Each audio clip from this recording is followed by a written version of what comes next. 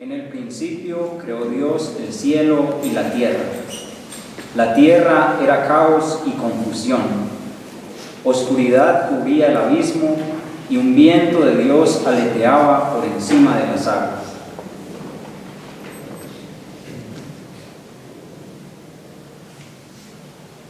Bueno, queridos hermanos, antes de iniciar pues esta reflexión, la reflexión del día de hoy, iniciamos nuestra novena. Ahorita pues que orábamos, me asombraba algo, ¿cierto? A veces pasa, y es la sencillez del Señor que está en medio de nosotros, y también es un llamado a cada uno a que estemos pendientes de esto, que Él mismo nos está pidiendo. Entonces es algo muy sencillo. Estamos tratando entonces lo que nos enseña el padre Raniero Cantalamessa en este su libro que comenta el Beni Creator, ¿cierto? Entonces el tema del día de hoy: el Espíritu Santo transforma el caos en cosmos, como lo escuchábamos ya en la lectura también de la palabra de Dios allí en el Génesis, que había un viento de Dios que aleteaba sobre las aguas, y ahí nos podríamos quedar mucho tiempo profundizando en lo que hace ese Espíritu Santo, que muchas veces es tan olvidado, tan desconocido por nosotros. Pero entonces vamos a tomar esos puntos que nos propone allí el padre Raniero. Entonces, cuando inicia allí Creador, ven Espíritu Creador, él dice que esa es la palabra más fuerte, no solo de ese primer verso del himno, sino de todo completamente. Es el verso más fuerte, porque estamos llamando a ese Espíritu Santo Creador. A veces no somos conscientes de lo que esto implica. Entonces vamos a tratar en primer punto el Espíritu Santo Creador en la tradición. Vamos a hacer también un recorrido allí a lo largo pues, de la tradición. A ver, entonces el concilio de Nicea, ¿en qué año fue? 325, entonces allí parte todo, ¿cierto? 325. Allí, ¿qué se define? El homoousia, ¿cierto? ¿Y eso en qué consiste? Bueno, pues ya ustedes la divinidad del Hijo. Allí parte pues como todo. Primero se define la divinidad del Hijo, y esto lo hace propiamente. Entonces también allí el que más pues como que se enfoca en esto es Atanasio, que muchos padres también en ese momento. Entonces dice allí el credo: engendrado, no creado. Allí ya hay una verdad totalmente: o se es creado o se es criatura, para defender esa divinidad del Hijo. Entonces, o se es criatura o se es creador. Bueno, en primer momento, listo. Entonces, al definir la divinidad del Hijo, ¿cierto? El Hijo como el Hijo que está junto al Padre, y al estar junto al Padre comparte la misma esencia del Padre, no es criatura, por lo tanto. Asimismo, el Espíritu Santo que está junto al Hijo tampoco puede ser llamado criatura. Allí esto es pues como la apología que va a hacer, la defensa que va a hacer San Atanasio en cuanto a la divinidad del Espíritu Santo. Bueno, y ya viene propiamente en el concilio de Constantinopla, año 381, ahí es donde se define ya como tal la divinidad del Espíritu Santo, ¿sí? Contra lo atacaban los tales neumatómanos. Listo, entonces allí está primeramente en ese momento lo que se dice acerca del Espíritu Santo. Todo va siendo pues como un proceso, no solo para definir la divinidad del Espíritu Santo, sino para decir que es creador como tal. Entonces, no explícitamente se va a decir que es creador, sino cómo se llama allá el Espíritu Santo: Señor y dador de vida. Recordemos que el título de Señor solo se le aplica a Dios como tal. Y al decir que el Espíritu Santo es Señor, pues allí ya se dice que comparte también esa divinidad del Padre y del Hijo. Y también allí el mismo concilio que nos dice que con el Padre y el Hijo recibe una misma adoración y gloria como tal. Entonces ya nosotros escuchamos también la Trinidad inmanente y la Trinidad económica.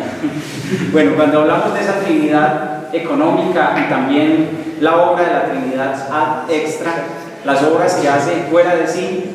Entonces allí se dice que cuando la Trinidad actúa fuera de sí, lo hace, bueno, cuando Dios actúa fuera de sí, allí actúa toda la Trinidad completamente. Entonces, por lo tanto, el Espíritu Santo es creador, está con el Padre, el Hijo, allí están totalmente en cada acto que realizan. Entonces, ya allí tenemos ese primer momento, ¿listo? Bueno, entonces, pasemos a un segundo punto. El Espíritu Santo creador en las Escrituras. La Biblia nos dice explícitamente en varios pasajes que el Espíritu Santo actúa como creador, pero hay otros pasajes donde nos dice también, hay momentos en los que el Espíritu Santo está asociado a esa acción creadora de Dios como tal. Y bueno, ¿cómo así? Recuerden el texto de, Nicodemo, ¿cierto? Cuando Jesús se encuentra con él. Ahí, ¿qué va a decir? Habla de un nuevo nacimiento, cuando el Espíritu Santo actúa allí como creador, pero a partir de esas acciones de Dios, un nuevo nacimiento. Después también encontramos el Espíritu Santo allí en el Jordán, esa paloma que se ve allí. Entonces también hace referencia, como lo escuchábamos ahorita, a ese Espíritu de Dios que aleteaba, revoloteaba sobre las aguas. Allí está actuando el Espíritu de Dios. El Salmo 104 que nos dice también: mandas tu Espíritu y son creados y renuevas la faz de la tierra. El Espíritu Santo como creador. Allí vamos pues como entrando pues en materia como tal, a lo que queremos llegar, que esto no se quede simplemente en algo lejano que no nos toca. Bueno, ahora, el título, en un tercer momento, el título de creador, una estructura abierta ya como tal. Esto ya es algo más que llega a nuestros días.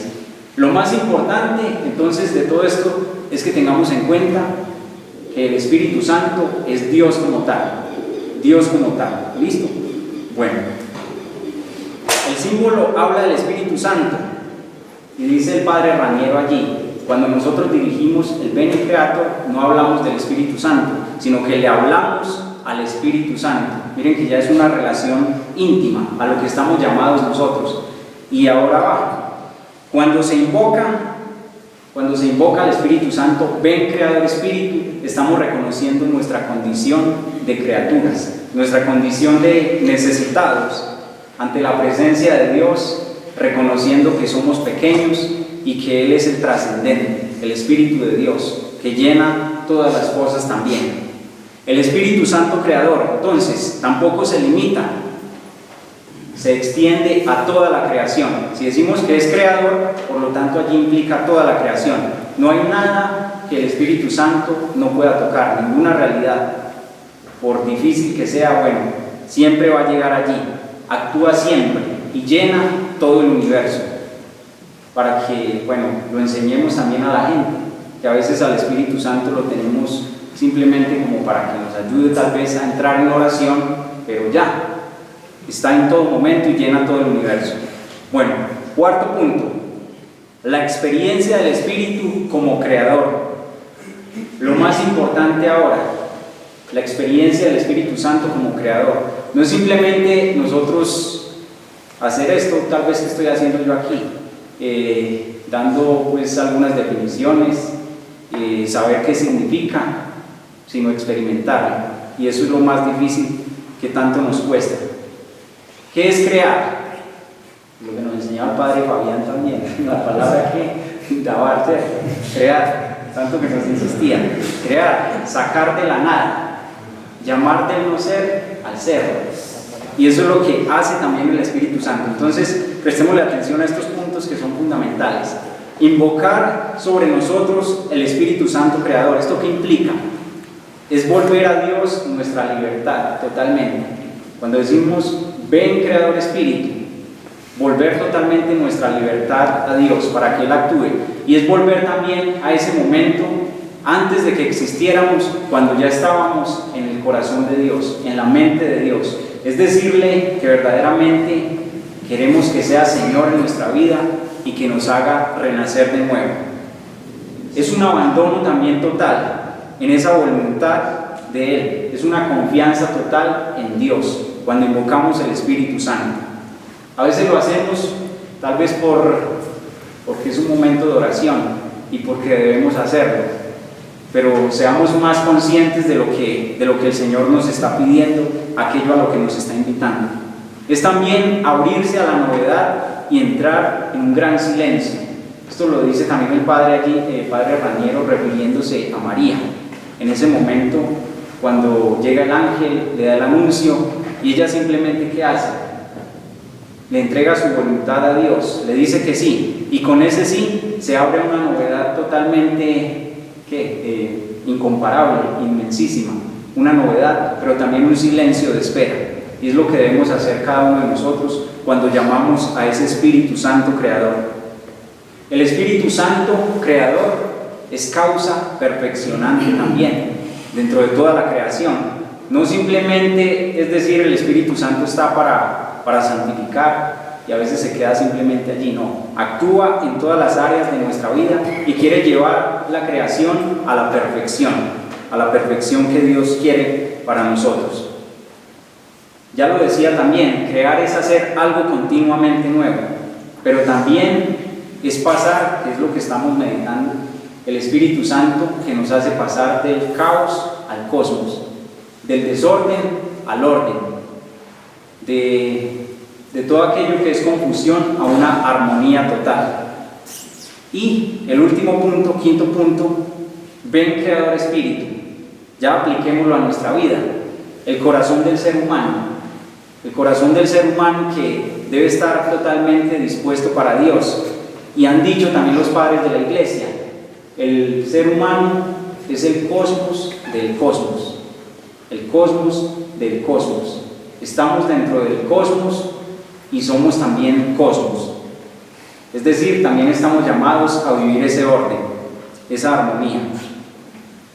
Escuchábamos ahorita en esa lectura del Génesis 1:2, las tinieblas cubrían el abismo, pero también dice el Salmo 64, dice, el corazón del hombre es un abismo, el corazón nuestro es un abismo. Entonces ahora apliquemos todo esto a nuestras vidas. ¿Cómo estamos viviendo nosotros?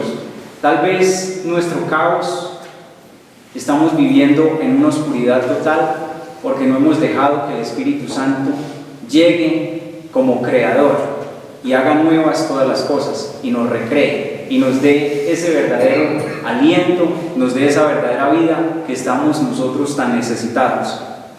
Ya no es un caos físico como lo encontramos allí en el relato de la creación. Hoy vivimos un caos moral, hoy vivimos un desorden en otras áreas. Eso es el ser humano hoy y tal vez lo que estamos viviendo nosotros también.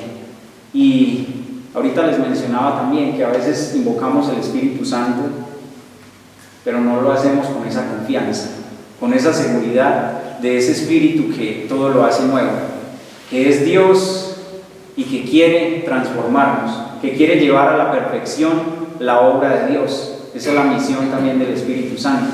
Sabemos que la santidad es la perfección en el amor, es obra del Espíritu Santo.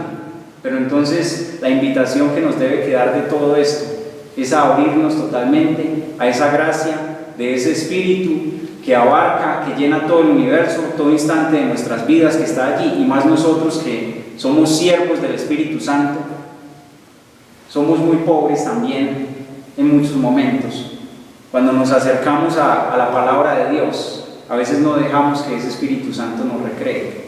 Invitémoslo en cada momento de nuestras vidas, pero que sea con ese deseo, con ese anhelo, con esa necesidad de Dios, para que seamos renovados, restaurados y para que vivamos la plenitud de vida que Dios quiere para con cada uno de nosotros. Bueno, entonces ahí están esos punticos, pues ojalá y nos aproveche alguno de ellos, ¿no?